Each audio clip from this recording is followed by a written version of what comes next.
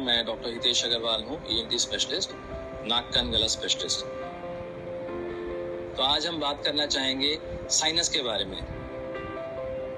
आपने सुना होगा अपने दोस्तों से, मित्रों से कि वो कहते हैं मुझे साइनस हो गया या मुझे साइनस की प्रॉब्लम बताइए डॉक्टर ने। तो हम आज ये जानना चाहें कि साइनस एक क्या है। साइनस एक बीमारी का नाम नहीं है, साइनस एक स्ट्रक्चर का नाम है। हमारे चीक्स में साइनस होते हैं, हमारे फोरहेड में साइनस होते हैं, हमारे आईज के बीच में साइनस होते हैं। तो बेसिकली साइनस की प्रॉब्लम होती है, साइनोसाइटिस बोलते हैं जिसको।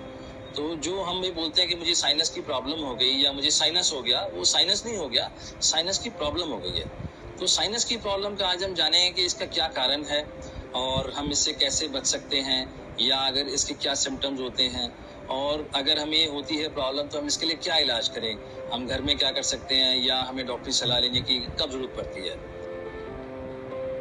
बताना चाहूँगा कि देखिए, जैसे हमारे नाक से जुड़े होते हैं साइनस, दोनों तरफ साइनस होते हैं, बीच में हमारा नाक है, ठीक है। तो नाक में अगर हमारे रुकावट होगी, अगर हमारे नाक की हड्डी बड़ी है या मांस बड़ा है या कुछ और प्रॉब्लम है, तो उसके कारण हमारे नाक में जो हवा जानी चाहिए वो जा नहीं पाती है, और साथ में साइनसेस में भी हवा जानी चाहिए। जब हम सांस लेते हैं तो साइनसेस में भी हवा जाती है नाक के साथ। तो अगर नाक ही हमारा ब्लॉक होगा तो साइनसेस में भी हवा नहीं जाएगी। उससे शुरू होती है साइनस की प्रॉब्लम की शुरुआत। साइनस में हमारे हवा होनी चाहिए, और साइनस जब हम बात करते हैं, जब बोलते हैं, तो उसमें साइनस हेल्प करते हैं, वॉइस के रेजोनेंस में हेल्प करते हैं।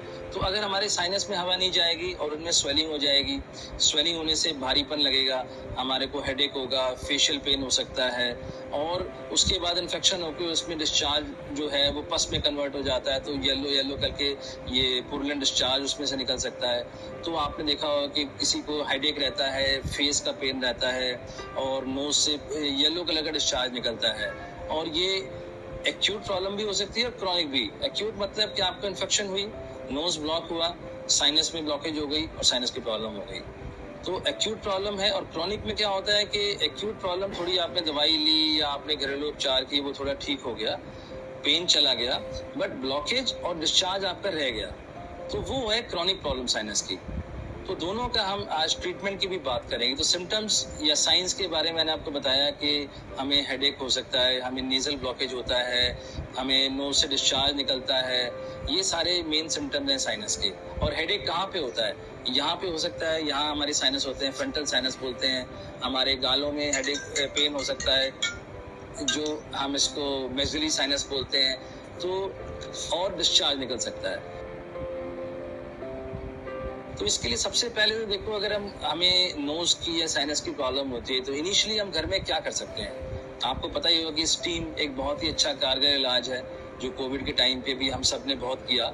तो सबसे पहले आप घर में स्टीम ले सकते हैं, और आप नोज को क्लीन करने के लिए सॉल्ट वाटर, थोड़े से वार्म वाटर में सॉल्ट मिक्स करके, जैसे हम गरारे करते हैं वैसे हम नोज को भी वॉश कर सकते हैं, नोज एंड साइनसेस को।